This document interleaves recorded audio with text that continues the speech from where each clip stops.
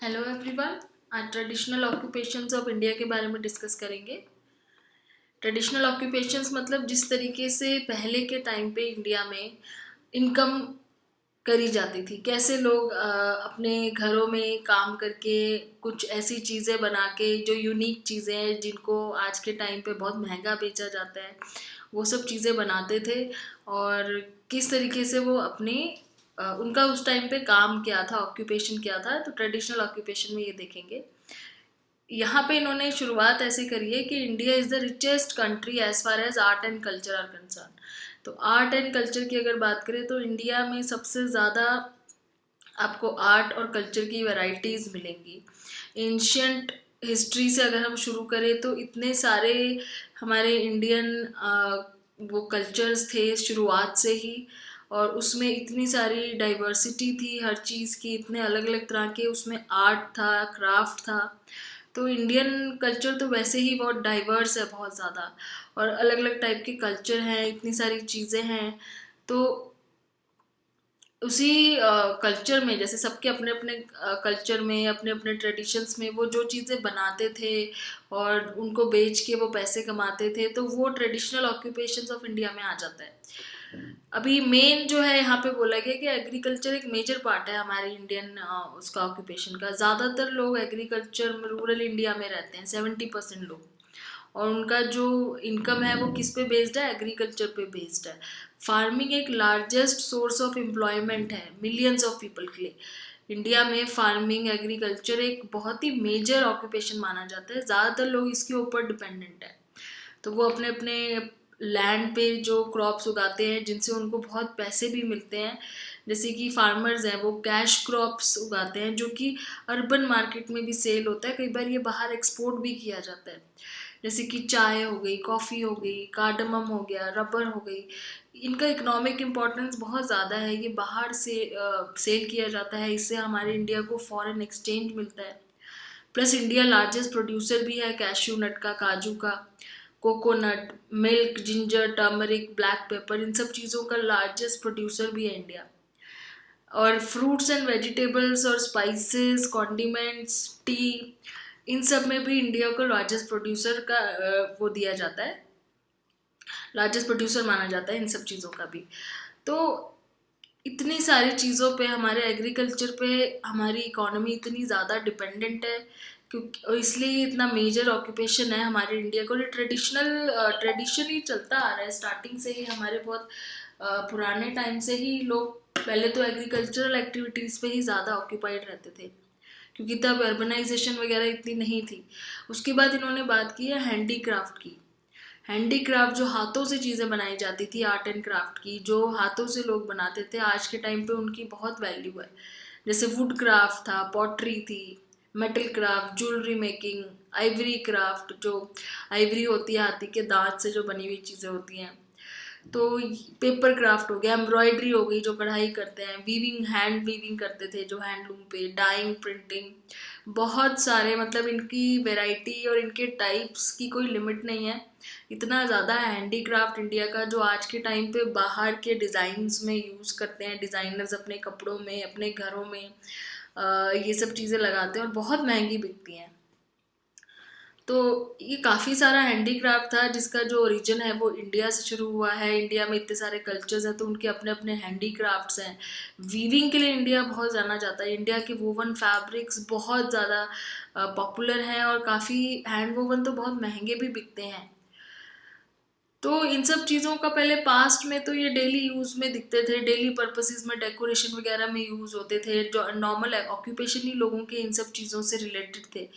लेकिन धीरे धीरे क्या हुआ, जैसे जैसे अर्बनाइजेशन होता गया, मॉडर्निटी आती गई, इन चीज़ों की वैल्यू इंडिया में तो थोड़ी बहुत कम हो गई, क्योंकि हम लोग थोड़े से एडवांस और टेक्नोलॉजी ड्रिवन ज़्यादा हो गए। तो ये हैंडी क्राफ्ट और हाथ से बनी हुई चीज़ों को इतना ज़्यादा पसंद नहीं किया जा रहा था। So modern economy has catapulted such craft item into global market, earning the country considerable foreign exchange. अब क्या है ना, ये सब चीज़ें बाहर जाती हैं, बाहर की चीज़ें, जैसे हम लोग बाहर की टेक्नोलॉजी से अट्रैक्ट होते हैं, वो चीज़ें यहाँ पे बिकती हैं। हमारी हैंडीक्राफ्ट की चीज़ों की बाहर बहुत वैल्यू है, ये बाहर फॉरेन एक्सचेंज अर्न करती है, इनको एक्सपोर्ट किया जाता है, वहाँ से हमें फॉरेन एक्सचेंज बहुत मिलता है। सो इसमें क्या है कि पहले जैसे घरों में लोग अपने बच्चों को सिखाते थे, जो टेक्निक उनको आती है वीविंग की या एम्ब्रॉयडरी की, वो आगे अपने बच्चों को सिखाते थे, तो एक जनरेशन से दूसरे जनरेशन में ये पास ऑन होता था। धीरे धीरे जब लोग अपना कंपनीज में काम करने लगे, इंडस्ट्रीज में काम करने लगे, तो धीरे धीरे उनके बच्चों ने ये सब सीखना छोड़ दिया। तो अब क्या हुआ, इसके रिलेटेड जो लोग थे जिनको ये चीज़ें आती थी वो कम हो गए, और कुछ तो बिल्कुल ही ख़त्म हो गए कि आगे उनकी किसी जनरेशन ने वो काम नहीं सीखा और वो आर्ट एंड क्राफ्ट वहीं पे ख़त्म हो गया। तो ये प्रॉब्लम आई, इसलिए ये ख़त्म होता जा रहा है धीरे धीरे। जैसे और भी बहुत सारे ऑक्यूपेशन थे, जैसे हंटिंग भी था, ट्रैपिंग बर्ड्स भी था, गार्लैंड मेकिंग था, सॉल्ट मेकिंग था। इस तरह के काफ़ी सारे ऑक्यूपेशंस थे जो ट्रेडिशनली किए जाते थे, जो आजकल के टाइम पे हमें कम नज़र आते हैं, क्योंकि अब इंडस्ट्रीज़ आ गई है, टेक्नोलॉजी आ गई है, अब हम उसके ऊपर डिपेंडेंट हो गए, हम हाथों से मैनुअली काम करना इतना ज़्यादा पसंद नहीं करते हैं। Embroidery and visual arts, each reason of India has a typical cuisine comprise a vast variety of local food. वही चीज़ अगर हम फूड की भी बात करें तो अपने अपने कल्चर के, हमारे इंडिया में इतने सारे कुजीन्स हैं, अपने अपने अलग कल्चर के अलग अलग फूड टाइप्स ऑफ फूड है जो वो बनते हैं, उनके अपने बहुत वैरायटी है। मतलब इंडिया में तो हर चीज़ की वैरायटी है, चाहे आप आर्ट क्राफ्ट की ले लो, चाहे आप डिशेस की ले लो, कितने टाइप्स की अलग अलग चीज़ें बनती हैं। तो इंडिया में वैरायटी जो थी वो तो बहुत ज़्यादा ही थी शुरू से, और बहुत ज़्यादा क्योंकि कल्चरल डाइवर्सिटी थी, तो काफ़ी पॉपुलर थे इंडिया के ट्रेडिशनल ऑक्यूपेशंस भी, ट्रेडिशनल फूड भी, यहाँ के स्पाइसेस भी। अगर आज भी आप बाहर से किसी से पूछते हो फॉरेन में कि इंडिया की क्या चीज़ लगता है आपको बहुत फेमस है, तो वो स्पाइसेस ज़रूर बोलते हैं। तो मसालाज हो गए, जैसे आजकल हर कंट्री में इनकी डिमांड है। So India has multiplicity of visual arts that have been in practice over 4,000 of years. तो visual arts हो गया, उसकी भी आर्ट और आर्टिसंस थे, जो ये सब चीज़ें बनाते थे, आर्टिस्ट थे जो डिज़ाइंस करते थे अपने अपने, were supported by two main categories of patrons, the larger Hindu temples and the princely rulers of various states. तो इनको पहले सपोर्ट मिलती थी, अपने रूलर जितने भी वहाँ के राजा महाराजा लोग होते थे उनसे सपोर्ट मिलती थी, ठीक है। Distinctive regional styles of architecture are seen in different parts of India. तो हमारे आर्किटेक्ट में आप जाके देख लो, जितने भी मॉन्यूमेंट्स हैं कितने ज़्यादा आपको उसमें वैरायटी नज़र आती है। हर कल्चर के अपने अलग अलग कितने सारे मॉन्यूमेंट्स हैं, सिखिज़म में, क्रिश्चियनिटी में, जितने भी कल्चर हैं सबके अपने अपने आपको हर जगह पे अलग ही एक आर्ट फॉर्म नज़र आता है। मॉन्यूमेंट के अंदर भी अलग तरीके से किस तरह से बनाए होते हैं डिज़ाइंस। तो देखा जाए तो अगर हम वैरायटी की बात करें तो हर चीज़ में वैरायटी अवेलेबल है इंडियन कल्चर में, हर तरीके की। लेकिन मॉडर्न सिनेरियो क्या है आजकल का, ये तो ट्रेडिशन की बात हो रही थी। मॉडर्न सिनेरियो क्या है कि ये सब चीज़ें जितनी हो सकती है हम उसको प्रिजर्व करने की कोशिश कर रहे हैं, उनको बचाने की कोशिश कर रहे हैं, क्योंकि धीरे धीरे अब ये सब आर्ट ख़त्म होता जा रहा है। धीरे धीरे लोग अपना मैनुअली काम करना पसंद नहीं कर रहे हैं, तो जो पुरानी चीज़ें हैं उन्हीं को प्रिजर्व करने की कोशिश हो रही है। अभी ग्रेजुअली लूज कर रहे हैं अपना मास प्रोड्यूस गुड्स। हम लोग अपने जो आर्ट एंड क्राफ्ट की मास प्रोडक्शन है वो धीरे धीरे क्यों ख़त्म हो रही है, क्योंकि लोगों को काम नहीं आता अब इस तरह का, वो नहीं सीखते हैं, क्योंकि उनकी जनरेशन्स ने ख़त्म कर दिया था ये सब काम करना। और आर्टिसंस हैं जो ये सब काम करते थे, वो वर्ली पेंटिंग वगैरह हाथों से करते थे, उनकी इनकम सोर्स अब धीरे धीरे बिल्कुल ही ख़त्म होता जा रहा है। अब तो इनकी कॉपी करके आर्टिफिशियली मशीन में बनाए जाते हैं, तो हैंड मैनुअली करने की तो ज़रूरत ही नहीं पड़ती है। Socio economic backwardness, slow progress in implementing land reforms, इनएडिक्वेट और इनएफिशिएंट फाइनेंस, ये सारी प्रॉब्लम्स है जिनकी वजह से ये आर्ट और क्राफ्ट धीरे धीरे ख़त्म हो रहा है। फॉरेस्ट श्रिंक हो रहे हैं, डिप्लीशन ऑफ रिसोर्सेज हो रहे हैं। तो जैसे जैसे इकोनॉमी मॉडर्न होती जा रही है, हमारा ट्रेडिशनल आर्ट क्राफ्ट पीछे छूटता जा रहा है।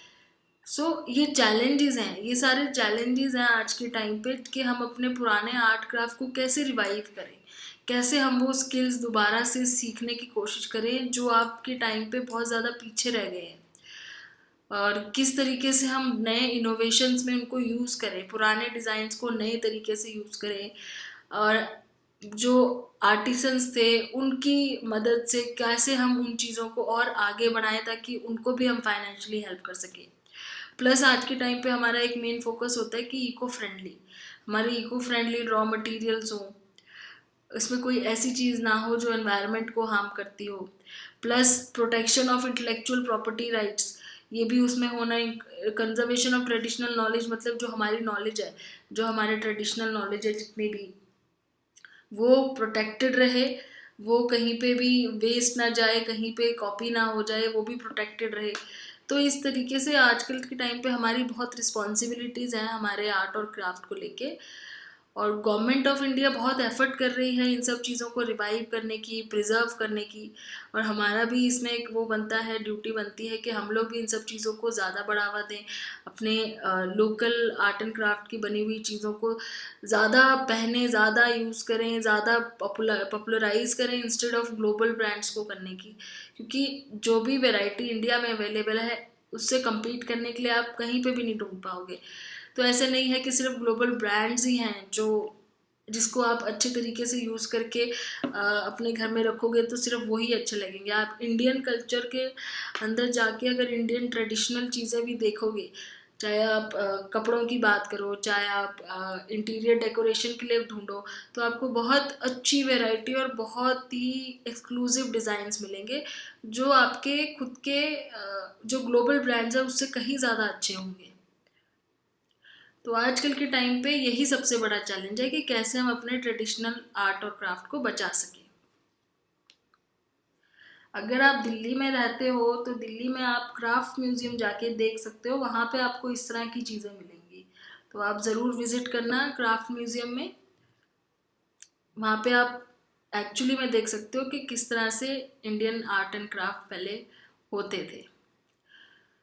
तो अब नेक्स्ट वीडियो में हम इसके आगे के टॉपिक के बारे में बात करेंगे, जो कि अगेन बहुत इंपॉर्टेंट टॉपिक है आज के टाइम का, वर्क, एज और जेंडर। तो नेक्स्ट वीडियो में मिलते हैं।